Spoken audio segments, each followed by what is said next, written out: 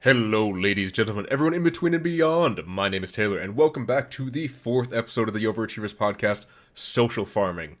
Now, I know, thinking about it now, that sounds really bad, and there's a lot of, say, YouTube videos and other things that will talk about similar topics. I promise you, is in no way the same. This will all make sense momentarily. And to help me through this very confusing title is a good friend of mine and someone who has grown much more socially in the past few years, actually. Maybe through farming, I don't know. John! Yay, John. I'm not here to help Yay, you pick up John. women or whatever it sounded like you were telling us to do with social farming. Yeah, just, I thought of the name, and, like, again, it will make sense, dear listener, I promise. Just, I also thought of all those social experiments and all that other stuff to, like, social engineering situations. I'm just like, this Oh, sounds sleazy. I hate that. yeah, it made me think of the Super Seducer games. Wait, what? Oh, the Super Seducer games, they're like FMV games where a guy teaches you how to pick up women. Oh my god. Yeah, they're This tremendous. almost sounds worse than Leisure Suit Larry. Probably on a similar level, maybe worse, actually. They're pretty bad, Well, I but mean, they're yeah, pretty because funny. Leisure Suit was, like, at least animated. It was just, cartoon graphics, quote unquote. It wasn't just FMV. Yeah, no, this is real actors. Yikes. Yeah, it's good fun. Okay, if you've ever played a social seducer game or look at them, please understand that is not how you interact socially. That is not what we'll be discussing. And just don't do that to yourself. But he's teaching you how to seduce women. He's teaching you how to get drinks thrown on you. That's true. I think that happens as well. Sorry, I've derailed Good, again. as it should. Anyway, to get back on topic about how we're actually gonna socially farm and farm socials, John, what game are you gonna be presenting today? I'm going to be talking about Persona 4 Golden, Taylor. Golden Showers? No, Taylor. Taylor, this is a game about high school students. I would appreciate you not talking about peeing on them. I mean, okay, given today's generation, I feel like the ones most likely to engage in that kind of activity are high school students. That's true, the Zoomers. Like Gen Z and whatever Gen Alpha or whatever it is that's Yeah. coming up. Like, man, they are out there. They are compared to weirdos, kids back in my day. honestly. Okay, so Persona 4 Golden.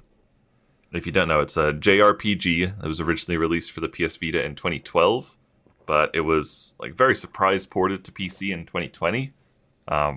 It was like the first summer of lockdown, so I think it did really well because a lot of people were like, "Oh, what's this new game? It's quite cheap. Let's check it out. I got time to kill because it's the summer." It's also, as far as I understand it, like the most popular Persona game outside of 5. Yes, yeah, definitely. Yeah, 5 is more popular, but yeah, Persona 4 Golden is very popular too. And yeah, it sold extremely well. Partially because it was priced like shockingly cheap. It was like I think it was like 28 Canadian or something. Oh god, for a JRPG, you're gonna get at least 100 hours. Absolutely.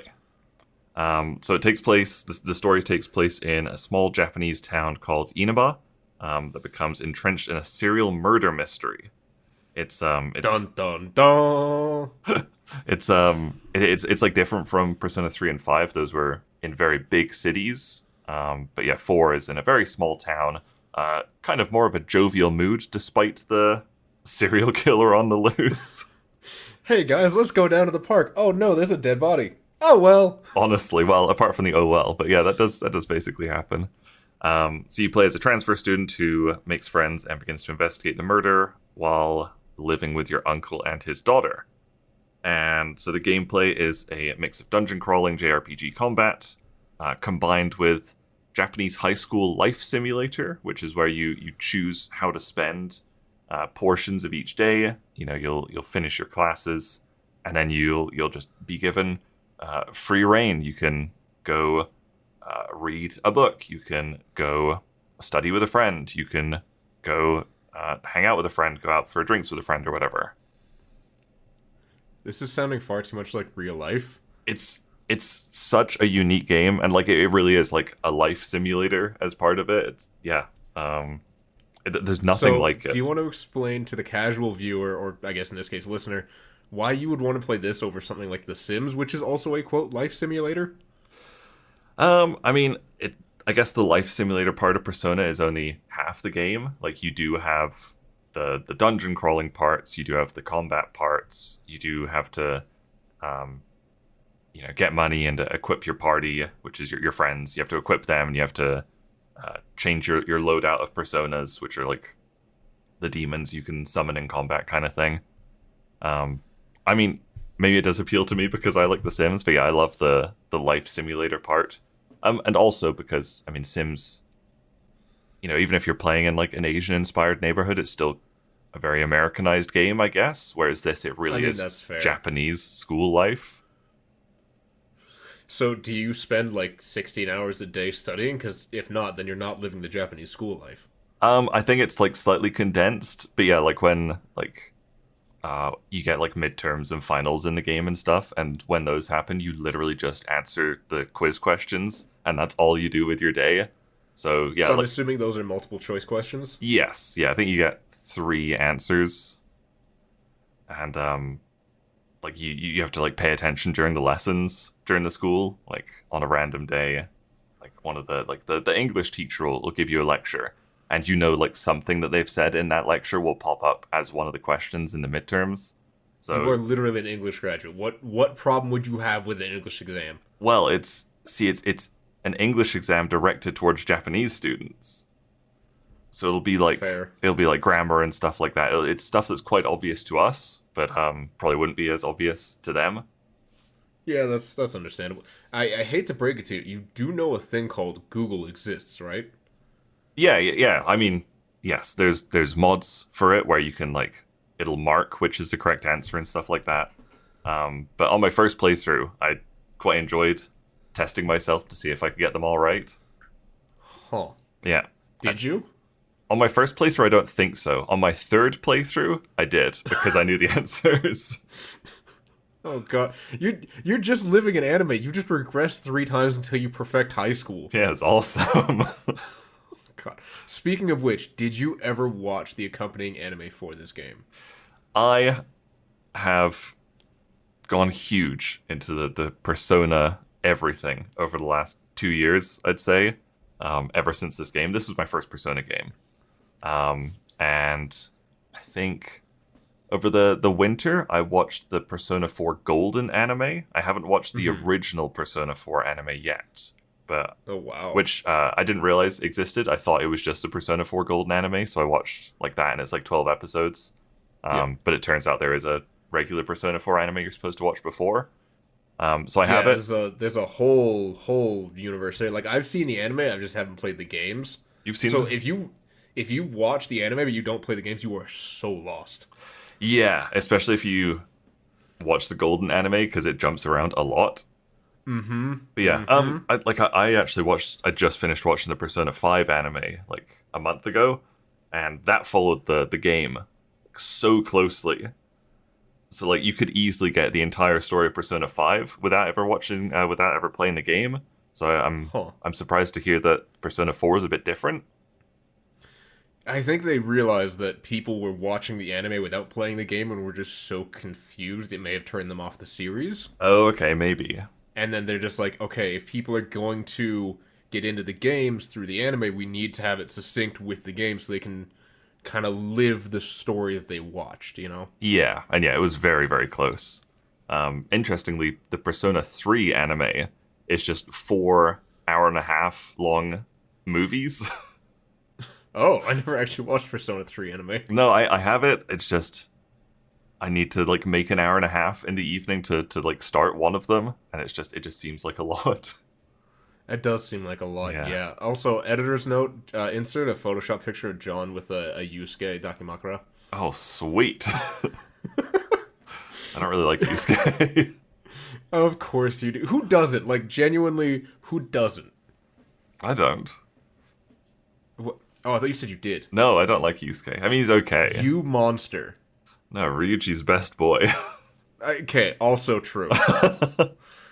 Like, granted, the number of fanfics and ships between Ryusuke and... Or, sorry, Ryusuke. Ryusuke, that's the ship name.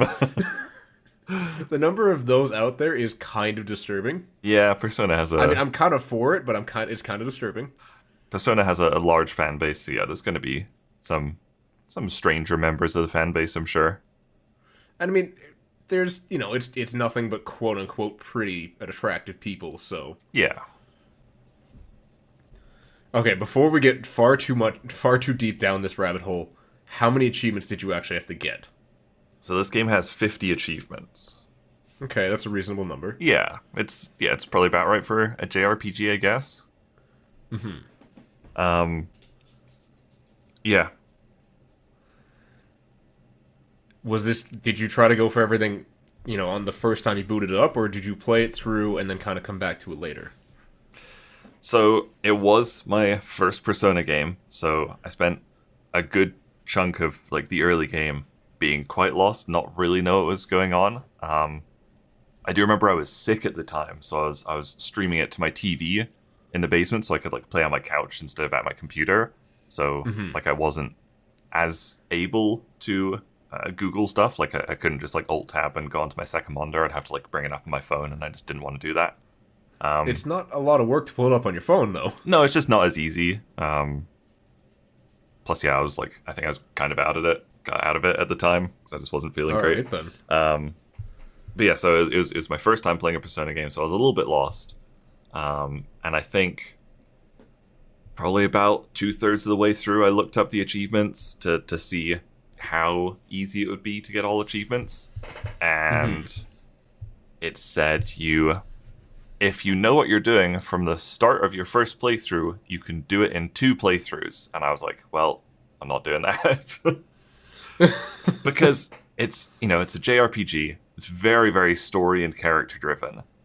I just couldn't see myself wanting to hop into a second playthrough right away and like rereading all the lines of story that I'd just experienced, resetting all the characters' growths and stuff like that. So I very quickly decided, nope, not going to bother. Maybe I'll play it in a couple of years or something and go for it. Okay. So how long did you take between playthroughs?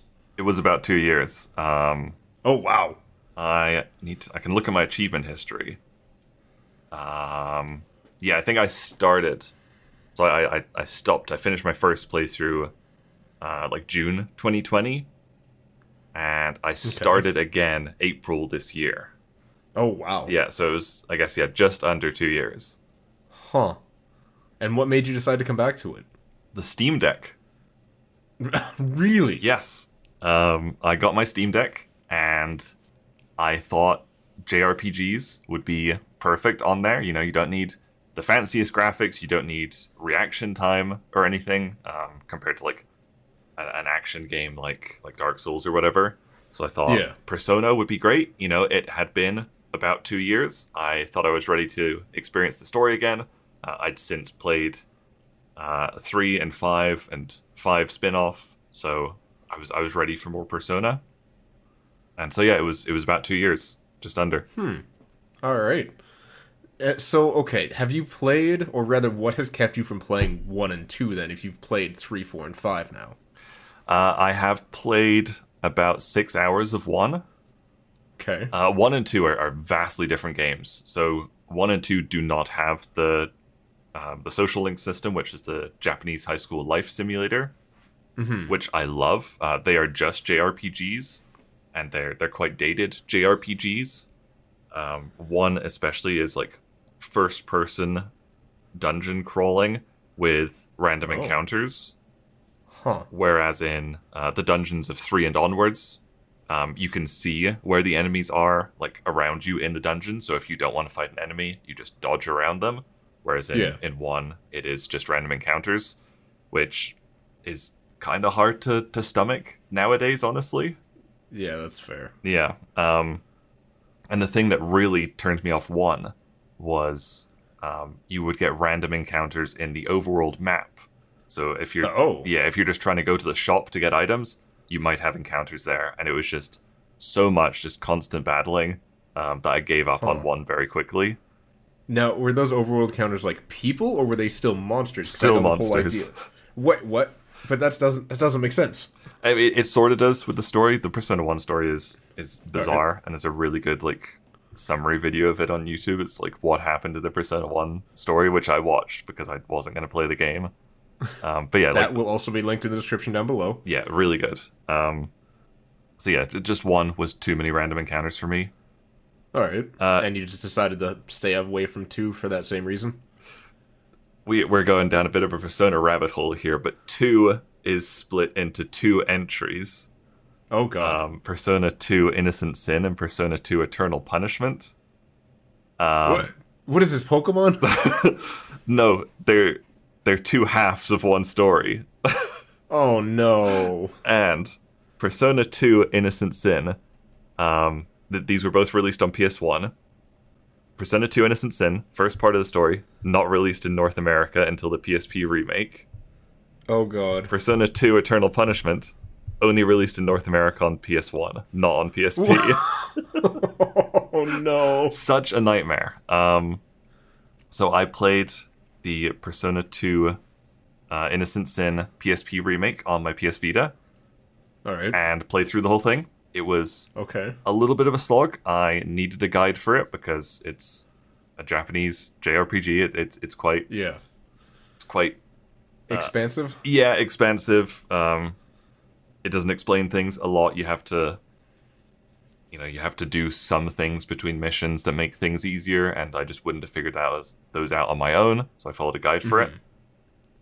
Persona 2 Eternal Punishment, I was going to play the PS1 version on my Vita, but I needed a bit of a break after playing the previous game.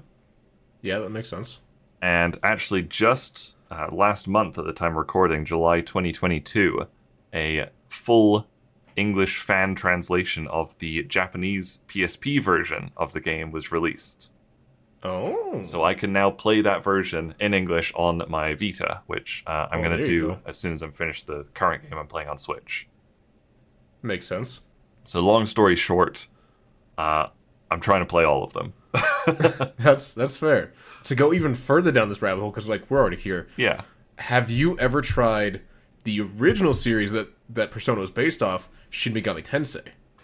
I have a little bit. Okay.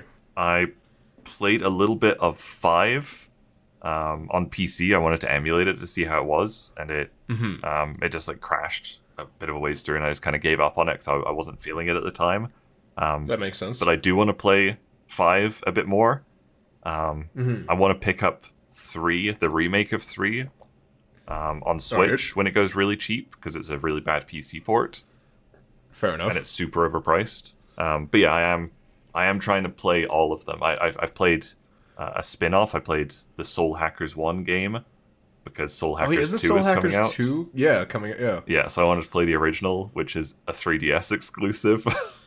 Man, I never pictured you just like delving into the world of JRPGs. I didn't either. And like, I remember when Persona 4 came out, like I like tweeted, I was like, hey, I've never played Persona. Is like 4 Golden an okay place to start? And people are like, yeah, go for it, you'll love it. And I did, and yeah, fell in deep with it. Huh. Okay, so I gotta ask, and I should have looked this up. I know Golden is like the enhanced edition or whatever you want to call it these days. Mm-hmm. Is it based around the Japanese concept of Golden Week? Or is it just like, this is the best version of the game? I think probably a bit of both. Okay. Like you do, I think you spend like 10 months there in the town. So Golden Week does happen, and you get like the week off and stuff. Fair enough. For listeners who don't know what that is, well, at least in Japan for sure, if you have, say, a holiday on a Monday and a Wednesday, you would just get the Tuesday off just because, there's no point in going to work for one day to only have the next day off. That's called a Silver Week. Golden Week is when there's 3 holidays in the same week, so you just get the entire week off to celebrate the festivals. Right. And yeah, you do go to a lot of different festivals in the game. You do like a New Year's festival and stuff. So, yeah, I think you're right. I think it is a slight reference to Golden Week, and also this is the definitive version. That makes sense. So, okay, now that we've gone down this rabbit hole, hopefully come back out, have you gone back to it since you've gotten all the achievements? No, because it was... we'll get into how many playthroughs it was, but, I didn't go back to it after doing one playthrough 2 years ago. I'm I'm not planning on going back to it for a while. Maybe in a couple of years, I'll think, oh, I wouldn't mind replaying that on my Steam Deck again. But yeah, no, haven't gone back to it since, and won't for a while. That is completely understandable. Yeah, How many hours have you put in so far? So total hours, I have 97 hours in the game. That's way less than I thought you would have. Me too, especially if you look at how long to beat. How long does it say it should take? So how long to beat says for completionist, which is what I did here with all achievements, says 140 hours. And I did 97. I also played on the easiest difficulty. So like there was no grinding ever, so maybe the how long to beat average takes that into account. Yeah, possibly. Which means some people probably played way longer than 140 hours if that's the average. Oh god, that's Yeah. And they probably only did like 3 playthroughs. Yeah. But yeah, my first casual playthrough 2 years ago was 40 hours, and then I did 57 more hours to get the rest of the achievements. Fair enough. So throughout that almost 100-hour journey, what were the hardest and easiest for you to get? Okay, so easiest achievement is called The Other Self, which is where you obtain the persona Izanagi, which is just the first persona you're given. I said before, like, persona are demons that you recruit, and you can choose which persona to send out into battle, basically. A little bit like Pokemon, I guess, to like kind of dumb it down a bit. But yeah, you recruit different personas, and you can switch which ones you want to use and stuff like that, and they level up when they're in combat. So this is just the first one you get, and it's unmissable. You get it when you first awaken to your persona powers, which just happens in the story anyway. And then the hardest is called One Who Has Proven Their Power, which is where you defeat... Spoiler, I'm gonna censor some names in this because I don't want to... Just say the name and I'll bleep it out. Yeah? Yeah. Okay. I mean, it's not going to mean anything to you, but yeah, you defeat... and it's just an extremely difficult fight. Like I said, I played on the easiest difficulty, and even I had to retry it a couple of times, and I'd never had to retry anything apart from this fight. Huh. It's just an insanely difficult fight. So yeah, absolutely the hardest. So does this boss, like, is that the final boss, or is this one of those optional super bosses? Optional super boss. Very, very missable. Yeah, that'll do it.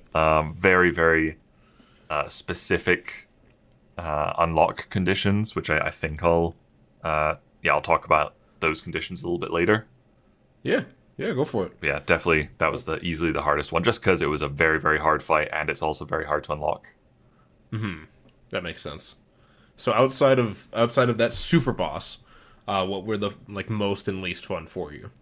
Okay, so most fun achievement was a true bond, which is where you max out a social link for the first time.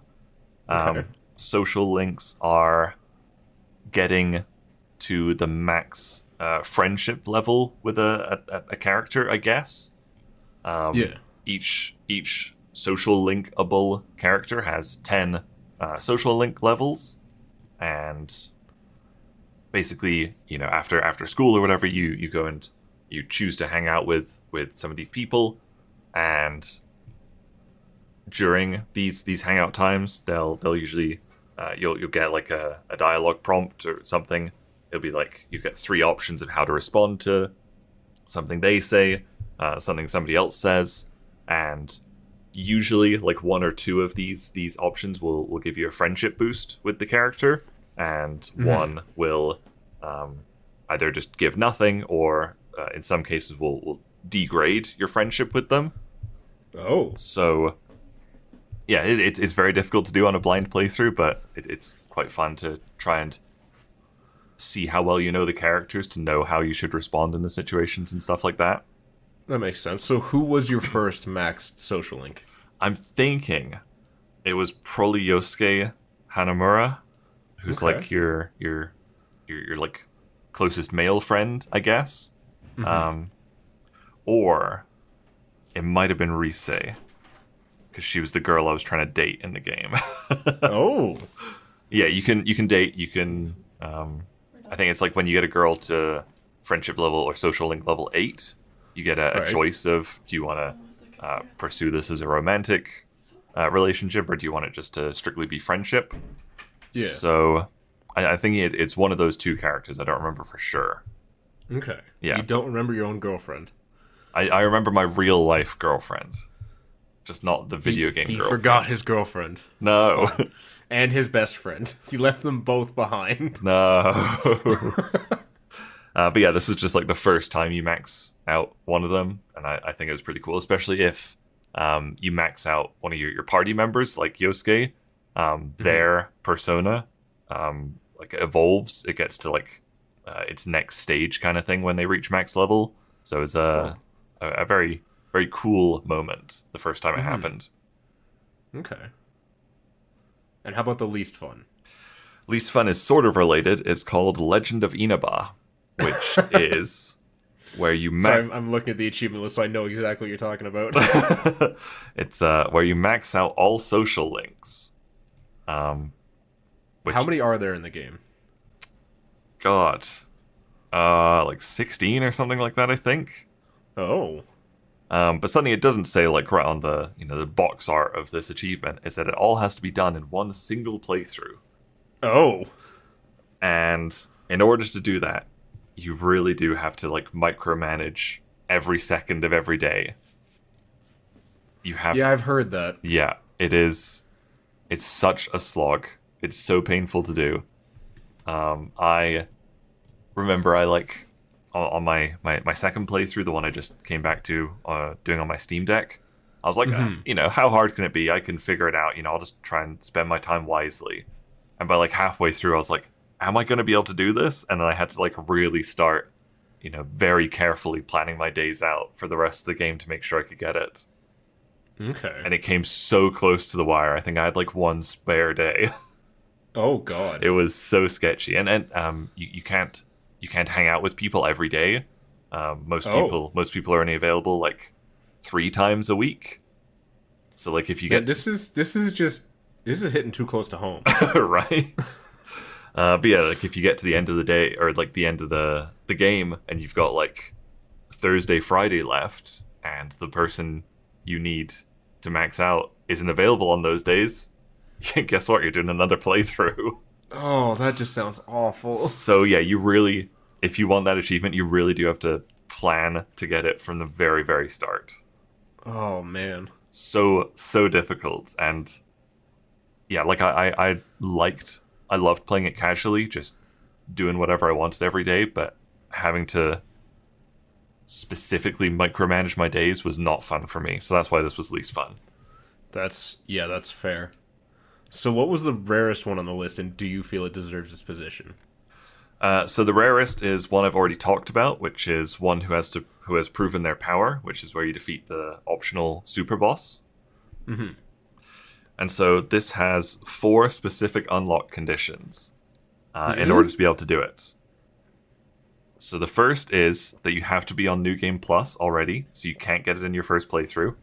Oh. Which I think puts a lot of people out already. I think a lot of people are probably quite happy with playing this once and then moving on. Mm-hmm. You have to max out the Empress social link, which is just one of the character's social links. It's actually very easy if you look up a guide on it.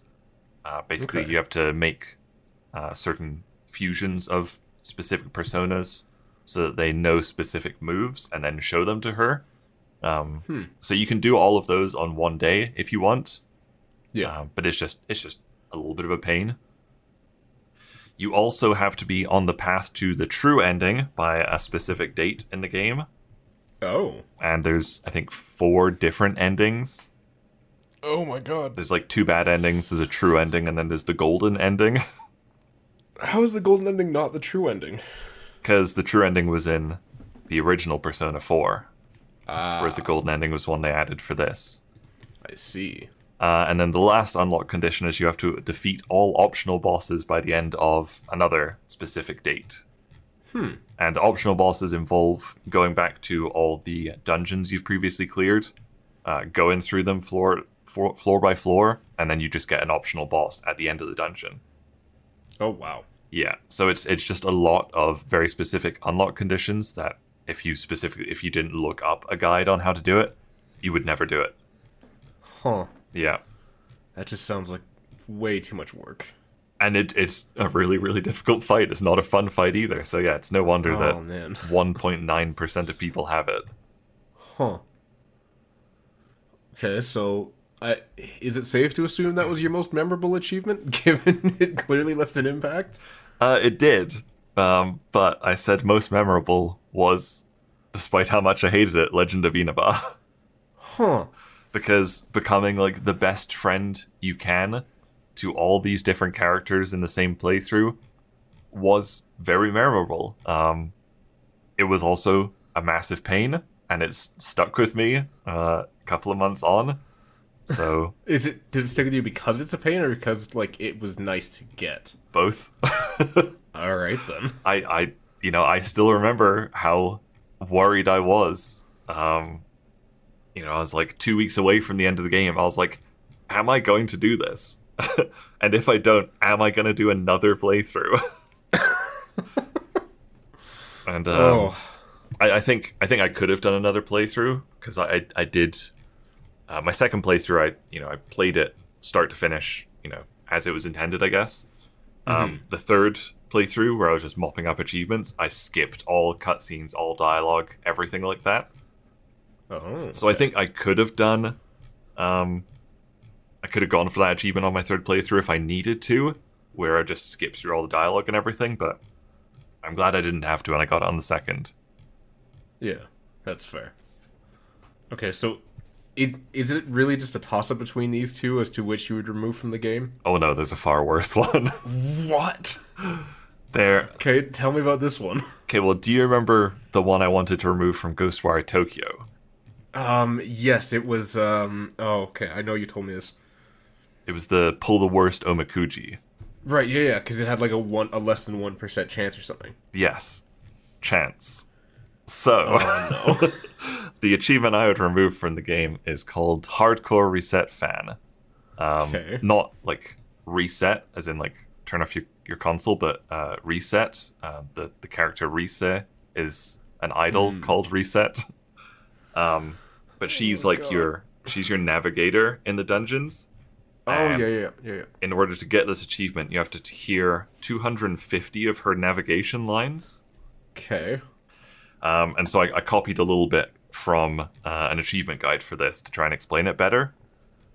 So you unlock this by listening to 250 of Reese's navigation lines during combat. Lines vary depending on the enemy's level and strengths, weaknesses, as well as who's in your party. Hitting Analyze often on the enemies will help unlock this faster. The key to getting this trophy is swapping your party at every new dungeon, analyzing every enemy, letting your party get hit with every type of ailment, and getting Reese's social link maxed out as soon as possible. That sounds genuinely terrible. It is terrible.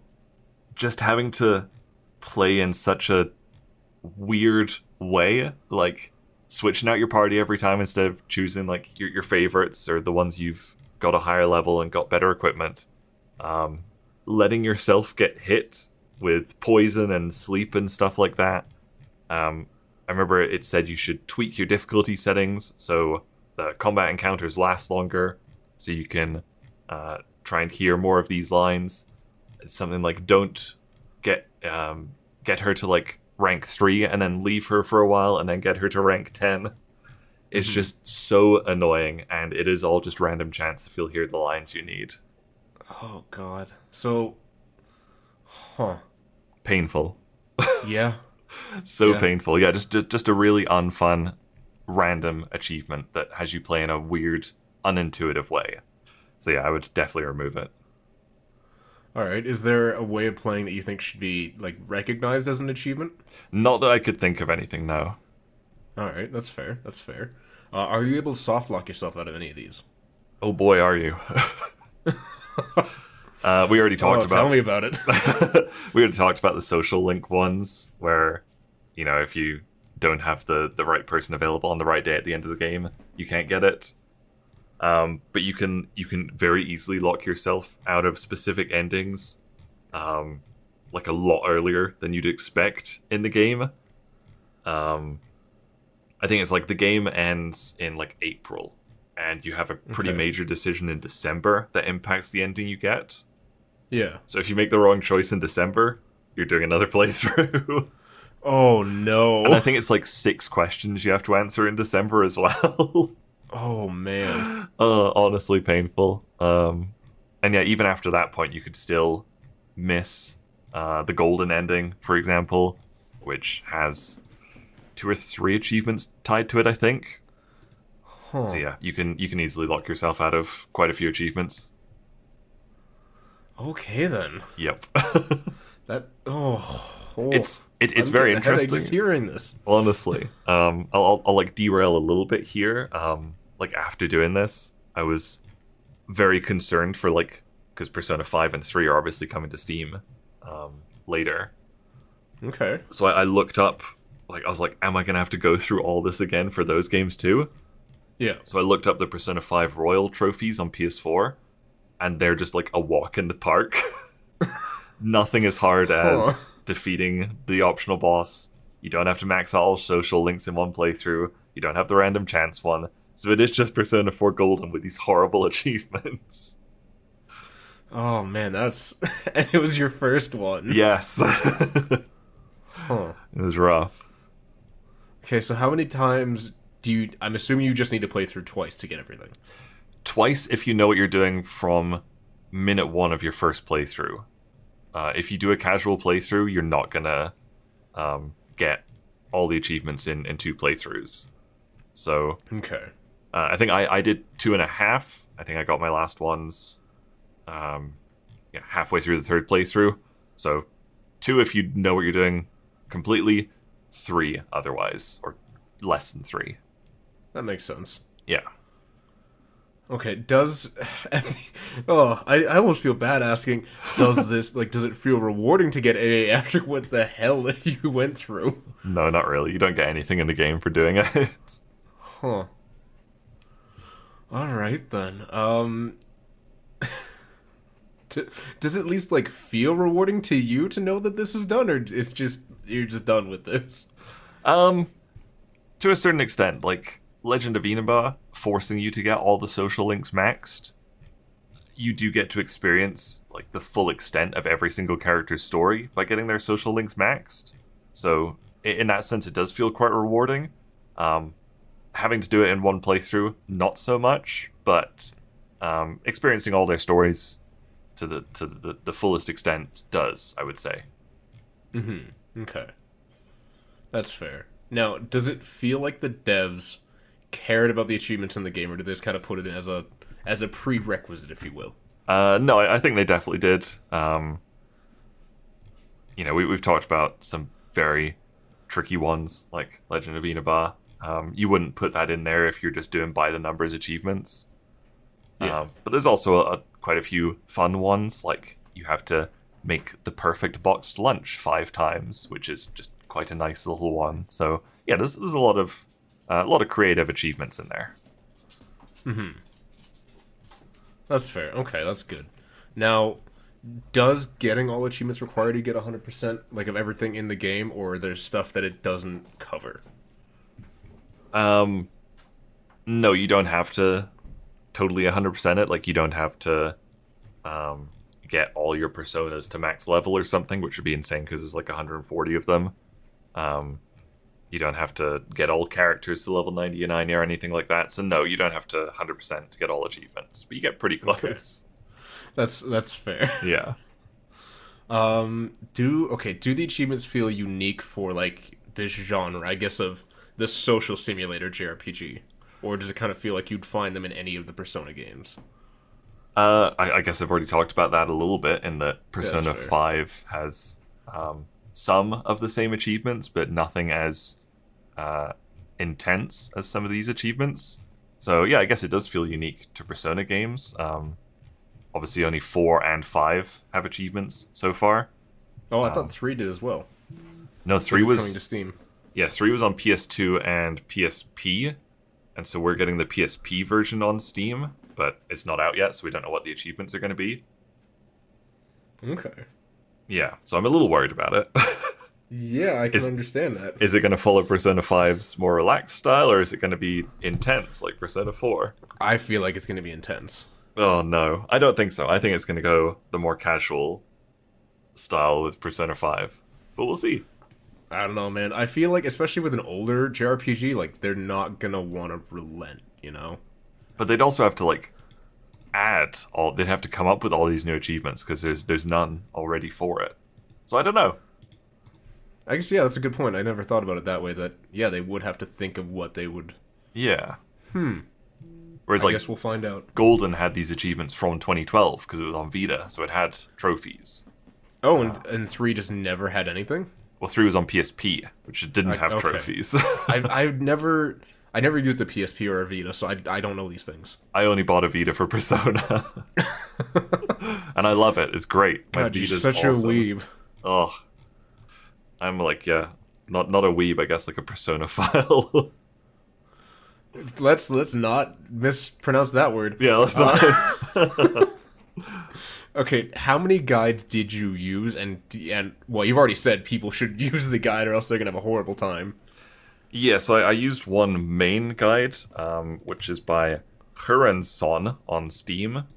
That will be linked in the description down below. Yeah, it's really good. There are guides which tell you what you can do every single day, which might be useful to some people, but I really didn't want to do that because I didn't think I would enjoy the game that much. If I was like following a step-by-step guide for every single day, I wanted a little bit more freedom. Life. Yeah. So this one didn't do that, which I liked, and it also gave some really good tips on how to get a lot of the achievements. That's the main one I used, and I just used like various IGN pages for some other achievements, just if I needed to look up something a little bit more than was in this guide. But mostly the Steam guide. All right, yeah, that's fair. Okay. Now, has this changed the way you look at the game? Do you regret doing this? It hasn't changed the way I look at this game, but like I said, it's made me a little bit nervous for Persona 3 on Steam, like which style the achievements are going to go for. Okay, that's fair. But we're not going to know that for ages. Persona 3 isn't coming out until 2023. Yeah, which is very sad. Like, Persona 5's coming out in October. Or came out in It gives you enough time to get all of them for Persona 5 before Persona 3 comes out. It's true, yeah. Like, I think when I emulated the PS3 version of Persona 5, I think I did, like, 60 hours in that. Huh. And Royal... So wait, what did you play it on first? Persona 5. So I played the original Persona 5, the PS3 version, on my PC. And the version we're getting on Steam is Persona 5 Royal, which is the PS4 version. Okay. So Royal adds even more content. So presumably, I think I'll probably spend like 70 hours on like a casual playthrough. And then I'm not sure if I'll have to do multiple for that one or not. I think because the achievements are easier, you might be able to get them all in the first playthrough. Oh. But we might be talking about that in a while. In a future episode. A long time. Find out. Okay, so would you recommend this to people, or would you just say, listen, don't kill yourself over it? It's a really hard recommend. If you're like me and you played it when it first came out on Steam in 2020 and you're looking to revisit it, maybe. If you're doing it a first playthrough, no, I really would just have a fun first casual playthrough and not worry about them. Huh. It's a super hard recommend. Oof. Like having to plan your days so meticulously to get all the social links in one playthrough and stuff like that is not fun. So if you don't want that kind of micromanaging, I don't think you'd want to get the achievements. All right. Yeah. That's fair. I don't know. I'm always torn on JRPGs. Like, there's just so much to them, and it almost feels like achievements shouldn't be in them. Really? Yeah, just because, like, you're already bombarded with so many systems, so many things to do, that it just feels like adding more, as you said, micromanaging to all of that to do it in a specific way just feels way too tedious and not in the spirit of things. Yeah, that's fair. I did like look up. I went to Octopath Traveler's page to look at their achievements to see how they compared to Persona 4's achievements, and they're quite different achievement styles. Because I guess Persona 4 is only like partially JRPG because it does have the social links system and stuff like that. Yeah. Okay. Yeah, That's fair. but I don't know. I guess I haven't tried all achievements on any other JRPG, so maybe if I try one of those in the future, I'll be able to weigh in more on that Well, idea. speaking of the future, I have another special guest who I will not name at this moment, who will be doing specifically a JRPG special that doesn't involve Persona games, so we'll get a much broader perspective on JRPGs as a whole and what those achievements look like in that episode. Perfect. Did you say it will involve Persona or won't? It will not involve Persona. Oh, okay, so interesting. We'll get a broader perspective outside of the High School Simulator. Cool. Yeah, that'll be Can't that'll all be a good play an listen. anime like John. Well, I'm looking forward to that. So am I. Okay, so with that, ladies and gentlemen, we have reached the middle part of the episode and the question of the day.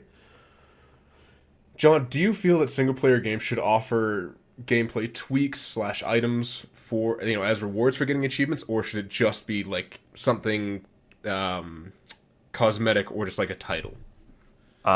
Personally, for me, if it's a single player game, I could care less.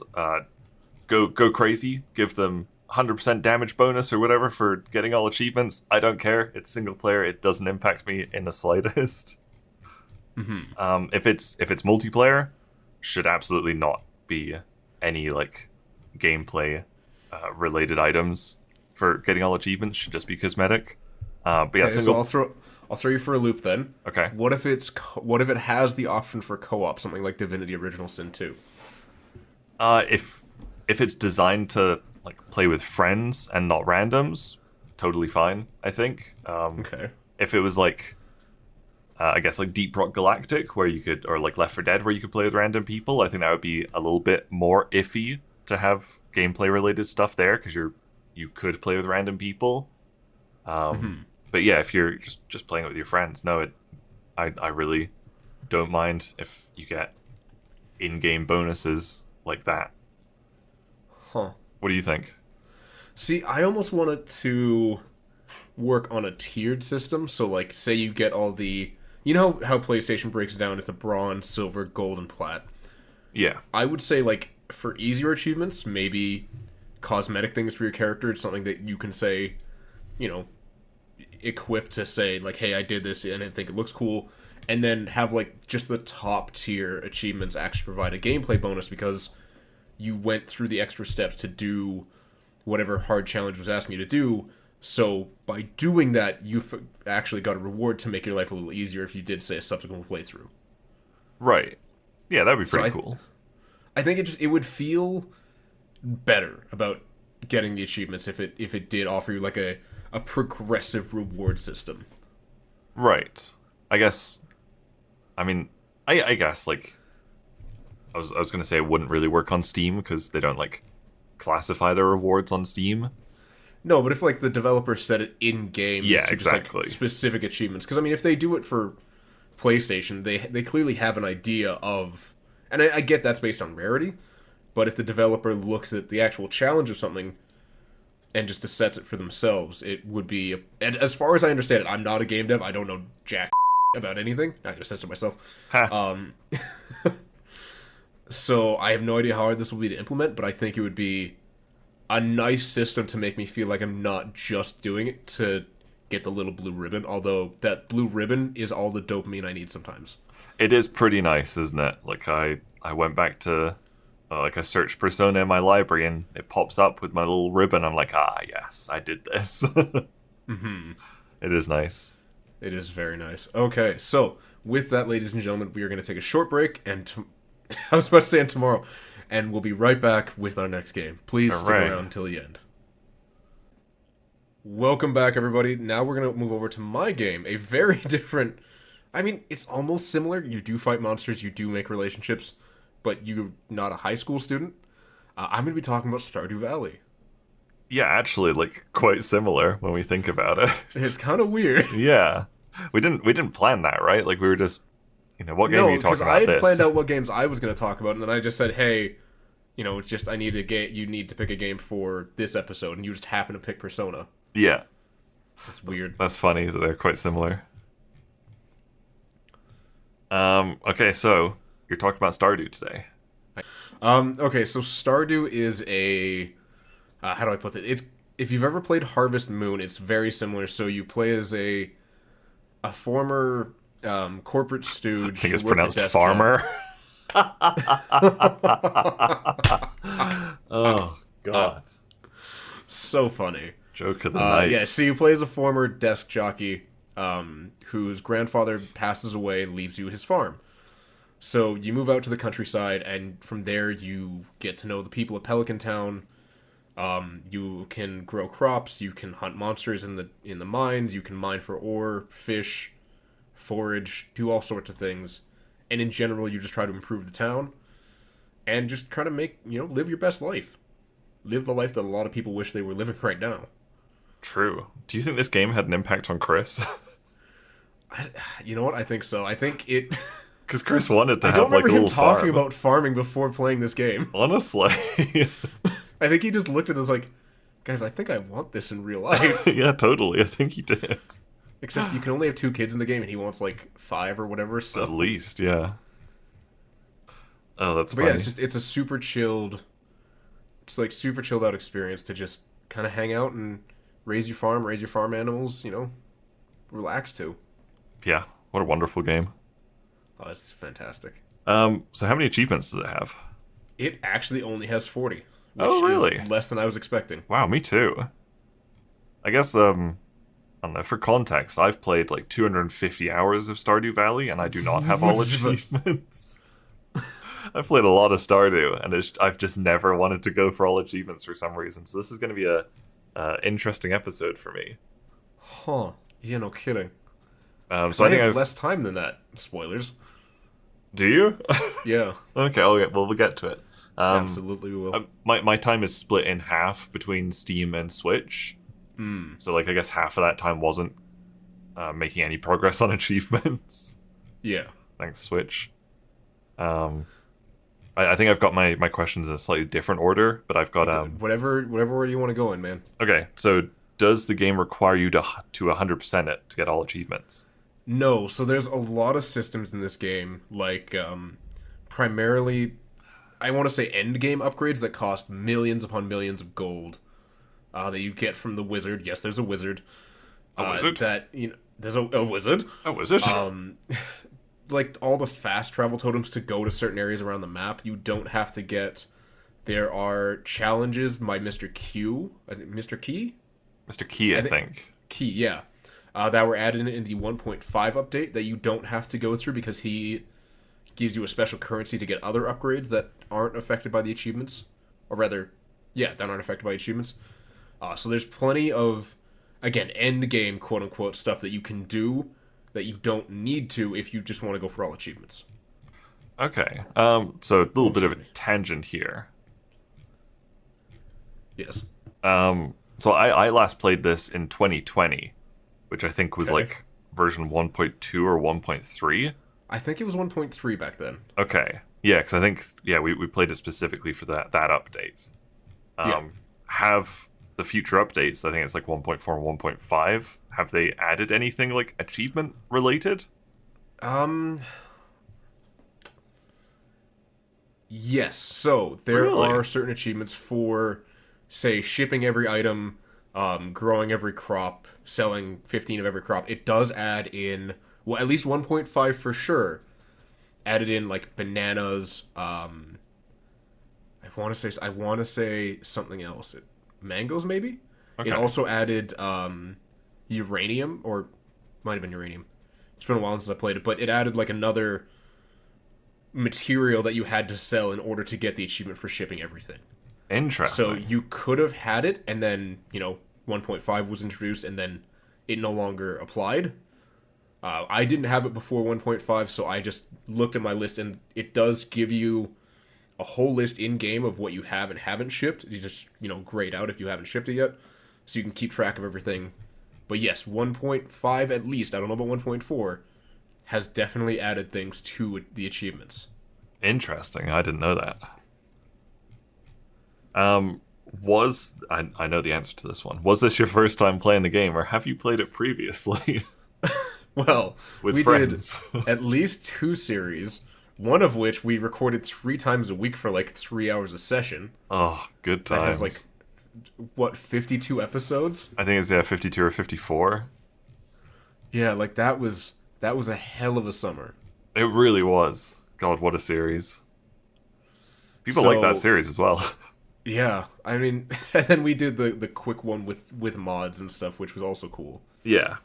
But I did not reset my achievements because I didn't want to lose a lot of those. Mm-hmm. But I still, and I'm going to show footage I'm going to show footage from the YouTube channel, which I will link in the description below, as well as footage of my current playthrough that I did do to get all this, because, man, it took me a lot, and I'm proud of it, but at the same time, I'm like, and I did cheese it ever so slightly, but I'll talk about that a little later. Oh, right. Man, I'm excited for this. I don't think we've really talked about it much. No.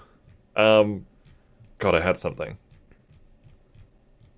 Oh, do you know how many achievements you had before you started trying to get all achievements? Don't, but I'll quickly, give me a second here, because I'll count out the ones that I know I didn't have. Right. So I can look at mine, some of them are in 2016. Oh, actually, yeah, I can look at that too, can't I? Mm-hmm. Okay, so I don't think they're ordered by time, unfortunately. No, okay, so 1... Oh, did we do a series in 2020? That's the last time I played it, but I think that was the modded series. Yeah, okay, so we still got achievements for some of those, though. Yes. Okay, so yeah, that's where I got the JoJo one, was 2020. 4, 5, 6, 7, 8, 9, 10, 11. So I technically would have had 29 before this. Okay. Interesting. I had 21. Or I have 21. Huh. So you managed to get a few more. I think you did another solo playthrough, as well as the co-op ones. I definitely played a little bit solo. Yeah. I don't know if I did a full solo playthrough. And I mean, this is also a game that doesn't really have an end. You kind of just keep going throughout the seasons, the years, with the idea of just getting to 100% to see the quote-unquote ending. Yeah. What's the longest you've played? I'm gonna say it was our series that we got to year 3. Okay. Because in my all achievements playthrough, I just got to the start of year 3. Okay. Did I ever tell you my longest Stardew playthrough? You went 6 years, didn't you? My Switch is on year 7. Oh wow! I just kept going. Interesting. Have you gone back to the game since you got all achievements? I have not. I was like, you know what? And I've talked with you about this at least. For me, getting all achievements is the last thing I want to do in a game, because it's my way of saying thank you and farewell. Thank you for all the time you've taken up, the enjoyment and fulfillment you've given me. I remember a quote. I'm gonna screw this up. So the quote is, "Time you enjoyed wasting is never wasted time."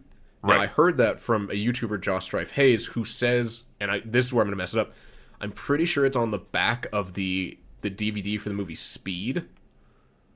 And it's just that's a great quote for a mediocre movie. Yeah, that's a very strange quote to have there. But it's very applicable. I mean, that's how I view getting all achievements. It's time that I don't think I could have wasted any better. Right. And so typically, not always, as we'll talk about in a future episode, damn fire truck, getting all achievements for me is kind of my way of saying goodbye to a game and just leaving it at that. Do you think you would do another series with us? With you guys, yes. Or if I wanted to play with Kat and just live out a life with her outside of the life we're currently living. Mm-hmm. But I would not do another solo one unless there was some significant mods that I added. Or 1.6 update? What if that like reset your achievements? So there's actually not going to be a 1.6 update. Oh, is there not? Concerned Ape, the solo dev who made this game, is working on another game that I am hotly anticipating. Yeah, I'm looking forward And to it. he has confirmed, at least as far as I'm aware, 1.5 was his magnum opus for Stardew, and he is now fully shifted focus onto his new game, which I will look up the name of. So keep going, and I'll It's find a it. haunted chocolatier. That's it. Yes. I am waiting with bated breath for this game. Yeah, me too. Looking forward to that one. Oh, that's interesting. I didn't realize Stardew was like totally done now. Well, he's been at it for I don't know how many years now. I think it came out in 2016, I think. Yeah, and the 1.5 came out in 2021. Yeah. It's like he'd been updating the game for 5 years. Yeah, and they're like substantial updates too. Yeah, like the fact that it was only up to 1.5. So yeah, it's truly. I think he's done as much with the game as he could. But if there were a 1.6, then yes, I would go back for it, and I would begrudgingly do it. But Okay. I don't think there will be. Interesting. Yeah, I mean, like I haven't gone back to it in 2 years now, so I understand. Yeah. Okay, what were the hardest and easiest achievements? Okay, so the easiest one for me, oh god, I had this here. Easiest one for me was Greenhorn earning $15,000. You know, that's relatively simple. It's gonna happen as long as you're actually selling stuff. Nothing real spectacular about that. Although I did make it significantly easier because on my final playthrough, I did name myself item numbers for Legend Fish, Prismatic Shard, and I don't remember the other thing. I'll look it up. Which basically meant every time someone said my name, I would get those 3 items. Which the Legend Fish was so I could sell, Prismatic Shard so I could farm friendship, and I think the third item was also so I could sell. Okay, was So it like Star I- Drop or something? No, I didn't do Star Drop because there Okay. are items that sell for more than a Star Drop. Oh, okay. I love So that exploit still works. Yeah. So funny. So I did make it easier on myself in my final playthrough, though I did have that achievement well before that. Even then, it wasn't a hard one to get. No, that's you get that if you're playing for longer than like a month, probably. Yeah. Yeah, I'm sure you make 15,000 very quickly. And the hardest one, which you can effectively in no way really cheese, was Fector's Challenge. Was You what? had to play the Journey of the Pirate King, the arcade game, God. and you had to beat it, the whole thing, without... You had to do a no-hit run, because getting hit counts as dying, and you had to do it without dying. Oh my God. And that one... that one just about broke me. Like, genuinely, Really? because it's so different from the rest of the game. And, like, I had to look up so many guides that basically just said, like, this is how you use this power-up, this is when you should use this power-up. Oh my God. Like, there's no single way to do it. You just have to get good. Jeez. I feel like that is the achievement that would stop me from doing it. And it's... well, I'll talk about it more later because I have a lot to say about it. Okay. But It's it is... I'll leave that for a second. Okay. The gameplay's like it's a bit like Binding of Isaac, right? Yeah, it's a twin stick shooter. They come from all directions, except it's a very small arena. Right. Okay. Just making sure I'm thinking of the right little game in there. Yeah, and I'll have footage of it on screen. Okay. Okay, so outside of those two, what were the most and least fun achievements? The least fun was Joja Company Member of the Year. So that's where What? you, instead of donating or instead of doing things for the community center to help build up community, which I will get to in a little bit, you pay the company that you used to work for to do these things, which, you know, you have to do it to get the achievement, but, like, I just felt like such a scumbag to do that, to, like, sell out my small town to corporate America. It does feel pretty bad, doesn't it? Like, it's just... And, like, people are okay with it, but then you realize you're only making the problem worse because people are okay with it. Because they're just like, oh, you know what, it's you know, this is how life is going to go now. It's like, I don't want that to happen. I don't want that to be what people take away from this life. I don't want to destroy this community. And so yeah, that was not fun. It's also the one that requires the least effort. It is quite easy, yeah. Like you can glitch in the money or get it, again by doing the item name glitch and then just pay for everything like almost all the same day. Yeah. Interestingly, the like doing the community center way, 19.4% of people have that. Yeah. And then doing the JoJo way, 3.8% of people have that one. Well, I mean, okay, you play a game where you take over a farm in a super small community. Like there is, I think, 28 people overall. So it's not. I mean, it could be called a village or a hamlet. I'm not sure what the definition would be there. But like, you get to know all these people, and you have to ask yourself, do I really want to destroy their way of life and live like how I would in the real world, or do I want to play this game and live out a fantasy that's letting me partake in? Yeah, have this be a real escape for me. Mm-hmm. Yeah, that makes sense. Like, I don't think we would have done it in our playthrough if there wasn't an achievement tied to it. Yeah. Yeah.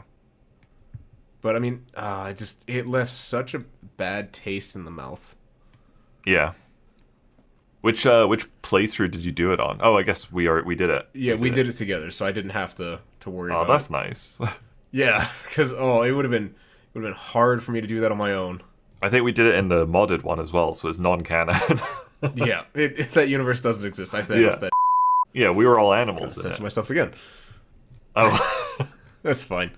And the most fun for me, surprisingly enough, and I hate this because Chris is gonna say I told you so, was Master Angler. Because Chris was always the fishing guy. I was always the hunting guy. But like, just finding all the legendary fish, which we never really did. Yeah. And they genuinely all felt different to find the fish and just the way that they moved. And it was just, I don't know, I had a weirdly large amount of fun with it. Really, fishing is so weird in Stardew. Well, especially too, because like there's certain places you should go to get certain fish. You have to go at certain times of day, certain seasons. It's just it's very specific, and I think it's because it's so specific that it felt better. It wasn't something I could just do all year round or just get around to when I felt like it. I had to do things at specific times, and I had to really work at getting these stupid fish. Yeah, because I know some of them, you'd only see in like rainy day in spring or something like that, right? Yeah, and you have to go to like a specific spot. Did you ever get like close to missing them? Oh yeah, no, I missed most of them in year one. Oh, okay. Year one though, you're still building up to like I assume you don't want to try doing any of those until you're level 10 in fishing. Probably not, but I also didn't increase my fishing as much as I should have in year one. Oh, okay. So I was not doing myself any favors in that regard. Right. So, what was the rarest achievement on the list? Would you believe it's Fector's Challenge? I would believe it. Because nobody wants to play that dumb game. No, it's a fun game to play when you're not worried about a no-hit run. Right, yeah. Like, it's a nice little escape. It gives you arguably the most intense gameplay, I guess if you want to call it that. Like, it's a good time. It's a fun little distraction. But it's when you have to do it flawlessly that I'm like, no, that's too much for me. Yeah, that's rough that you have to play flawlessly to get the achievement. Yeah, so that, and I can see why people, especially again, because it's the only thing that's different about the game. Everything else, it plays into the core mechanics. This is the only one that's its own separate entity. Yeah. So I can absolutely understand why it's the hardest and why so few people have it. Yeah. Do you know, like what percentage people have it? So when I look on my Steam profile, because this is the last one I got, it says 0.9% of players. Okay. And I feel like just that few people actually tried to go for it. Yeah, that makes sense. It's the kind of thing I think I like play one day per playthrough. I'm like, oh yeah, I don't want to play this anymore. Yeah. But oh man, it's just it's a rough one. Yeah, I can 100% believe that.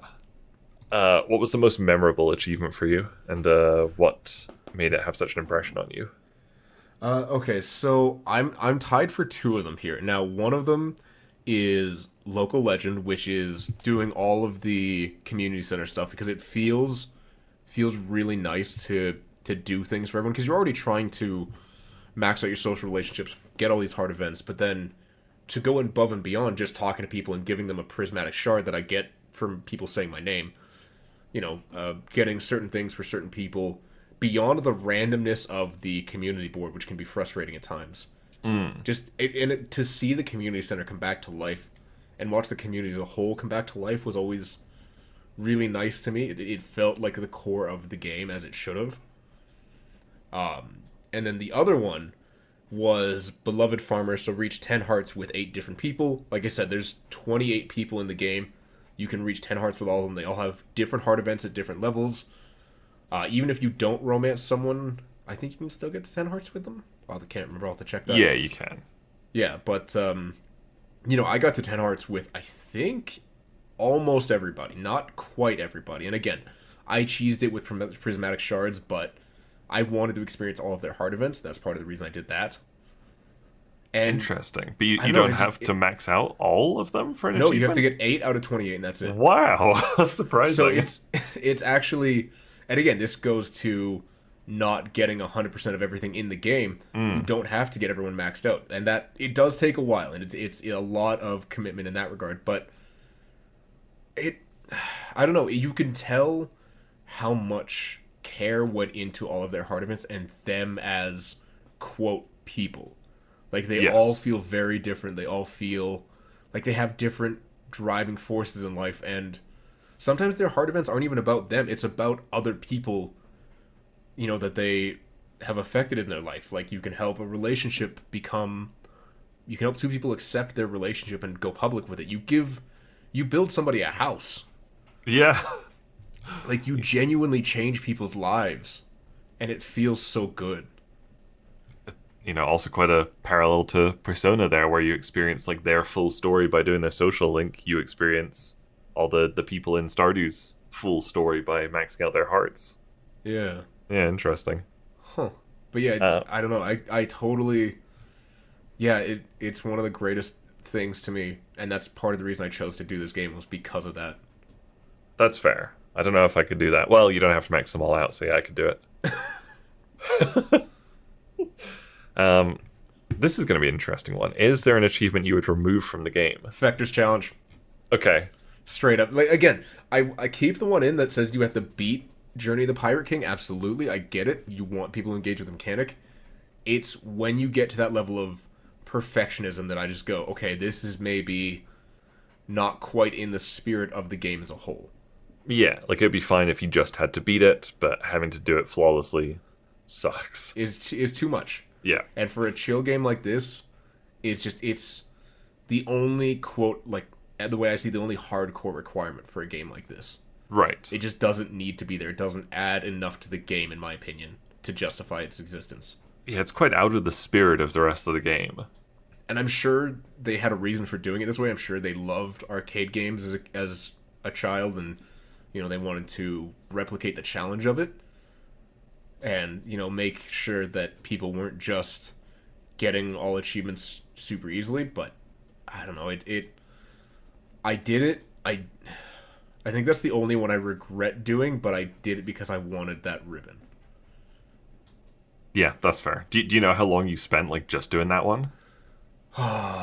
Collectively, 4 or 5 hours? Oh, my God. Like, it... That sounds miserable. It's the last thing I had to do. I did everything else. Oh. And then I made sure that I, was covered on everything, and then solely focus on doing this. I would go to it, try it a few times, and then I'd have to walk away and try and either play something else or do something else. Jeez. Man, you remember the question of the last episode? Yeah. That is the achievement that would stop me from doing Stardew, I think. Honestly. That's fair. That sounds so miserable. Oh, I did it, though. Good for you. I couldn't do it. Is there an action or way of playing that you think there should be an achievement for? No, this question unfortunately doesn't really work real well with Stardew just because you engage with all the systems. There's nothing that you really do that doesn't have an achievement in some way tangentially related to it. Do you think there should be an achievement for maxing out every single person's hearts? No, because again, you're not going to jive with everyone. We already know. Well, okay, if you've seen Stardew, we know how John feels about Linus. That's true. In our first episode, he had quite the expression about Linus. Linus. Yeah, so I don't think every character is going to be for everyone, and that's okay. And I appreciate that it respects that fact, and you can choose the people you want to max out your hearts with. That's fair. Yeah, I quite like that. You can just pick your 8 favorites. Yeah, I also appreciate that Morris doesn't count. Oh, okay. Because, like, the fact that it doesn't include all of them means Morris isn't included, and I hate Morris. That's fair. He's the one who runs Joja, for those who don't know. Yeah, you hate Morris, I hate Linus, you know. Genuine polar opposites. Yeah, it's actually. Also, for the record, I have put in, between the numerous playthroughs, about 171 hours. Okay. Damn. So, it took me quite a while. Holy crap. For the record, Linus, but are you able to soft lock yourself out of any achievements? I mean, in a sense, yes, because you can't do the community center and Joja Mart in the same playthrough. Right. You have to pick one or the other. Yeah, I guess it's a good thing we've played it a few times. Yeah, so you already had those two, like, specific in that regard, ones. yes. But otherwise, like, even if you were to marry someone and then divorce them, naturally your hearts would go down. You can talk to the witch, yes, there's a witch, and turn your children into doves and make your ex, partner completely forget about you. Yeah, it's pretty dark, but it's nice in a gameplay sense. Yeah, so and then you just start over from scratch, so you don't lock yourself out of the heart-based achievements. Hmm. I mean, you can't marry 20 people in the game anyway. Right. Not at once. Not even in general. I don't think there's 20 That's true. marriageable people, not to mention some of them are only eligible if you are a certain gender. Right. Okay. Did you have to get divorced at all? I did not, no. Oh, okay. In my last playthrough, I married Abigail. We have I think one child right now because I already had the 2-child achievement from when I was married to, I'm going to say Penny, or was it Emily? I think it was Emily, because Emily was the first series. Okay. Was she? Sure. Yes. Penny was the second series. Okay. Leah! Leah! That alcoholic. God, it's bringing back some good memories. Yeah. Okay. I divorced Abigail. Oh! Yeah, harsh, isn't it? I mean, come on, man. This Pierre's daughter. That is a secure future you have for your kids right there. I missed Leah. Leah! Leah! Oh, man. Okay, how many times do you need to play the game to get all achievements? So, again, you can't really necessarily beat the game. Mm-hmm. But you do have to either get the community center or the Joja like fully maxed out. So it would, in that regard, take 2 playthroughs. I would recommend doing a short and a long, like it would with a lot of these actually. Do your short one, get your money, do the Joja so you can pay for it, get it out of the way, and then do a long playthrough where you do the community center, you max out people's hearts, because doing stuff for them in the community center is going to max out their hearts anyway. And you can have the second one be a lot more involved. Interesting. And I also think it'd be a lot more fulfilling. You would do the Joja one first? Yeah, just because you can kind of get it out of the way. I see. And you're not going to burn yourself out, so to speak. Right, because it's very fast. You're ignoring people. You're just making money. Mm-hmm. Okay, that makes sense. And I guess you don't want to do it after you've already done your long one, because the long one will take a long time. Yeah, like about 2 years, I guess you'd say, maybe longer, because we already had some achievements. Yeah, probably at least 2 years for sure. Okay. Does the game reward you at all for getting all achievements? Not really. So again, you see the little like things filled out in your compendium. You can display the fish in your fish tanks. But and there's an achievement and percentage tracker with Mr. Key, but there's no real hard benefit to it. Okay. Outside of again getting that true ending when you get 100%. Right. Do the achievements feel rewarding? I think so. I think a lot of them, especially the ones around building up community, getting to know people, Yeah. feel really good because it feels. I mean, it's supposed to feel rewarding because you're engaging in a community in a way a lot of us don't do in modern times or can't do in modern times. True.